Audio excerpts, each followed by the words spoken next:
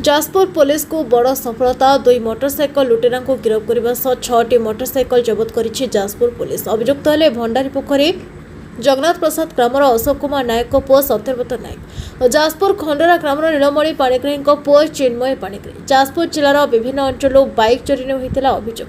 Jajpur police पक्ष एक स्वतंत्र टीम गठन कर नजर रखी।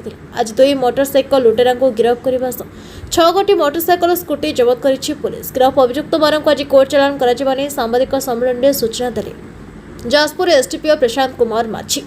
ए सांबादिक सम्मेलन में जाजपुर थानाधिकारी शरदचंद्र नायक, अतिरिक्त थानाधिकारी भुवन मोहन सेठी उपस्थित थे।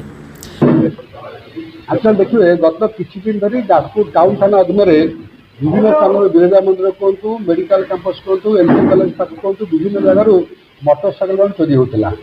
ये संबंध जाजपुर टाउन थाना अनेक केस रजिस्ट्रेशन कराई।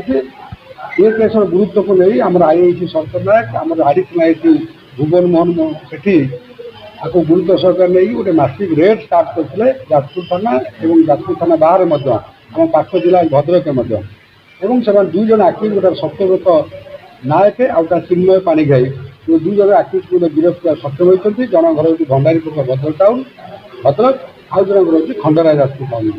से आम सस्टेनेबली इंटरोगेशन कलापर से समस्त मोटरसाइकेल चोरी करता कन्फेस कर 6टी मोटरसाइकेल सुविधा रिकवरी कराई पर्यटन एवं से गिरफ्त करूँ।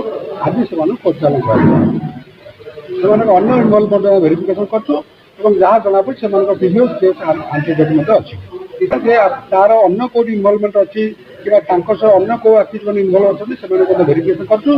एपर्यंत से 6टा मोटरसाइकेल रिकवर करूँ और 3टी केस संयुक्त अच्छे जहाँ आम प्रिलिमिनारी इन्वेस्टिगेशन केमी बाइक लिफ्ट कर बाइक चोरी कर। व्यासनगर प्रदीन कुमार बोईताई रिपोर्ट, न्यायवती टीवी।